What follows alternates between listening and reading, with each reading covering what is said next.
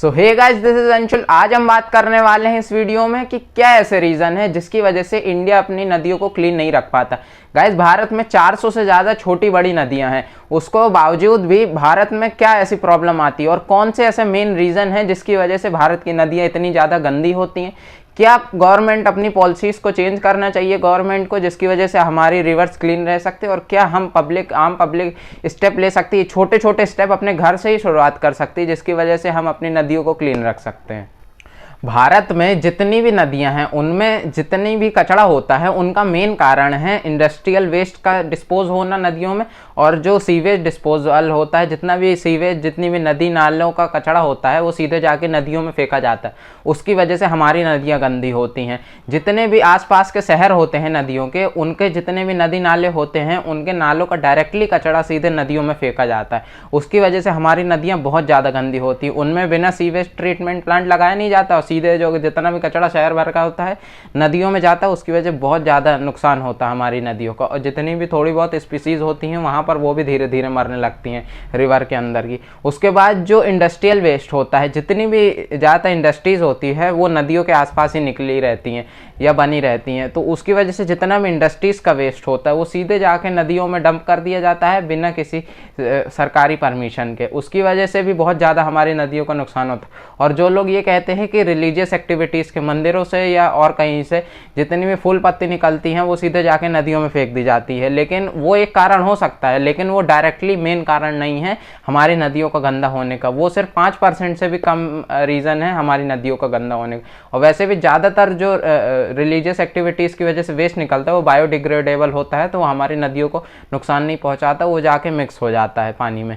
लेकिन हमारा जो मेन रीज़न है वो है इंडस्ट्रियल वेस्ट और प्लास्टिक का डिस्पोजल होना, गार्बेज का डायरेक्टली डंप करा जाना रिवर में। उसकी वजह से हमारी नदियाँ बहुत ज़्यादा गंदी हो रही हैं। नदियों का गंदा होना के जो मेन रीजंस थे उसे देखते हुए अगर हम ये कहने लगे कि हमें सीधे इंडस्ट्रीज़ को ही बंद कर देना चाहिए, सीवेज ट्रीटमेंट को, प्लांट्स को लगा देना चाहिए, और जो सीवेज का कचरा होता है उसे नदियों से हटा देना चाहिए, लेकिन ये कहने में बहुत आसान है। इसे फिजिकली प्रैक्टिकली पॉसिबल करना और ग्राउंड लेवल पे इस पर काम करना ये इतना आसान नहीं होता, क्योंकि इंडस्ट्रीज़ आज जितना बड़ा कंट्रीब्यूशन हमारे इंडिया की ग्रोथ में देती हैं, हमारे जितने ग्लोबली होती है उनमें जितनी भी इंडस्ट्रीज़ का जो कंट्रीब्यूशन होता है, हमारी डेली यूजर्स की लाइफ में जितने प्रोडक्ट्स यूज़ करते हैं उनमें इंडस्ट्रीज़ और फैक्ट्रीज़ का बहुत बड़ा कंट्रीब्यूशन रहता है। तो हम डायरेक्टली सीधे ये नहीं कह सकते कि इंडस्ट्रीज़ को सीधे ख़त्म ही कर देना चाहिए, या हम ये भी नहीं कह सकते जो सीवेज से कचरा जनरेट होता है वो डायरेक्टली जो रिवर्स में जाता है उसे बंद कर दिया जाए। जो छोटी नालियों से या बड़े नालों से जो कचरा नदियों में आता है उसे सीधे बंद कर दिया जाए, वहाँ पर सीवेज प्लांट लगा दिया जाए, सीवेज ट्रीटमेंट प्लांट लगा दिया जाए जिससे कचरा नहीं जा पाएगा। लेकिन ये कहना बहुत आसान है, वहाँ पर इम्प्लीमेंट करना ग्राउंड लेवल पर काफ़ी ज़्यादा मुश्किल होता है। क्योंकि हम गंगा नदी का ही एग्जाम्पल ले लेते हैं अगर, तो गंगा नदी 2500 किलोमीटर से भी ज़्यादा का डिस्टेंस ट्रेवल करती है अलग अलग स्टेट्स के अंदर, यूपी, बिहार, वेस्ट बंगाल जैसे स्टेट्स के अंदर बहुत लंबा डिस्टेंस ट्रेवल करती है और न जाने कितने शहरों से होते हुए गुजरती है, और सबका कचरा अकेले गंगा नदी में बहते हुए चला जाता है। और ऊपर से हमारा मेन रीज़न होता है कि पॉलिटिक्स हमारे यहाँ बहुत ज़्यादा आ जाती है। कई सारी अलग अलग पार्टियाँ रहती हैं अलग अलग जगह। कोई स्टेट है, मान लीजिए किसी पार्टी ने कोई पॉलिसी लाई, अब यहाँ पर तो इम्प्लीमेंट हो गई लेकिन दूसरी जगह पर नहीं इम्प्लीमेंट हो पा रही, तो गंदी वहाँ से हो रही है।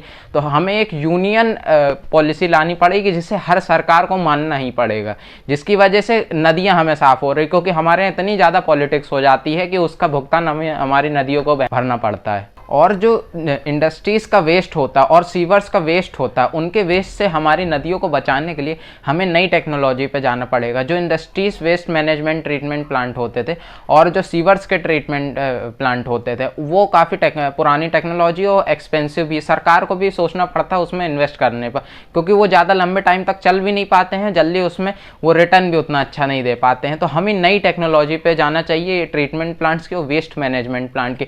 हम एक तरीका और देख सकते हैं कि जो हमारी फ्रेंडली कंट्रीज़ है, जैसे कि यूएसए हमारी बहुत अच्छी फ्रेंडली कंट्री, फ्रांस, न्यूजीलैंड, ये सब बहुत ही डेवलप्ड कंट्रीज़ हैं। इनके अंदर एक से एक नई टेक्नोलॉजी यूज़ की जाती है अपने वेस्ट को मैनेजमेंट करने के लिए, नई नई टेक्नोलॉजीज ली जाती हैं। तो हमें उनसे उनकी टेक्नोलॉजी को अडॉप्ट करना चाहिए। जैसे कि इजराइल एग्रीकल्चर में बहुत अच्छा है, वैसे ही न्यूजीलैंड और फ्रांस अपने वेस्ट मैनेजमेंट को करने में बहुत अच्छे हैं। तो उनसे हमें टेक्नोलॉजी को अडॉप्ट करना चाहिए, अपने देश में इंप्लीमेंट करना चाहिए। एक तो फ़ायदा ये भी होता है कि वो जो नई टेक्नोलॉजी आती है, वो पुरानी टेक्नोलॉजी से ज़्यादा सस्ती भी होती है और ज़्यादा उनसे किफ़ायता भी रहता है, वो ज़्यादा फ़ायदेमंद में रहती है सरकार के लिए। तो सरकार के लिए भी एक ज़्यादा बेनिफिट होने वाला है कि नई टेक्नोलॉजी को अडॉप्ट करना, जिससे हमारी रिवर काफ़ी हद तक क्लीन रह सकती हैं। तो गाइस अब बात करते हैं कि आखिर हम लोग क्या कंट्रीब्यूट कर सकते हैं वेस्ट मैनेजमेंट को सही करने के लिए और अपनी रिवर्स को क्लीन करने के लिए।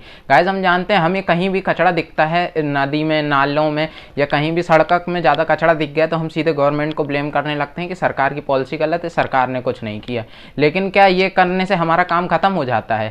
क्योंकि कचरा तो हम ही जनरेट कर रहे हैं ना, सरकार थोड़े ना सबके घर में आके कचरा भर के जा रही है, तो आखिर पब्लिक ही क्रिएट कर रही है। तो रिस्पॉन्सिबिलिटी भी हमारी ही बनती है उतनी जितनी सरकार की बनती है कचरा क्रिएट करनी। सरकार अपना काम करे या ना करे उससे उनकी मर्जी, लेकिन हमें अपनी रिस्पॉन्सिबिलिटी बिल्कुल श्योरली लेनी चाहिए। हाँ, वो बात अलग है कि इंडस्ट्रीज का जो वेस्ट मैनेजमेंट है वो सरकार के हाथ में है, लेकिन जो सीवेज का वेस्ट मैनेजमेंट है वो हम कहीं ना कहीं हद तक अपने आप से ही क्लीन कर सकते हैं। अगर हम घर से ही नहीं कचरा निकलने देंगे तो वहाँ पर कचरा पहुँचेगा कैसे? नालों में, और नालों में नहीं पहुँचेगा तो नदी में नहीं गिरेगा। कि क्या अकेले सरकार भर का देश थोड़ी है ये, देश तो हमारा भी है।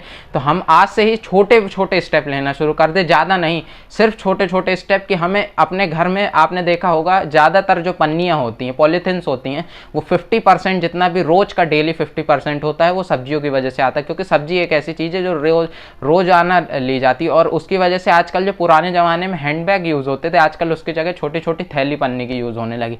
तो हम कुछ नहीं, ये अवॉइड करना शुरू, अवॉइड भी नहीं करें, बिल्कुल ही मना कर दिया जाए कि घर में सब्जी की वजह से एक भी पन्नी नहीं आना चाहिए।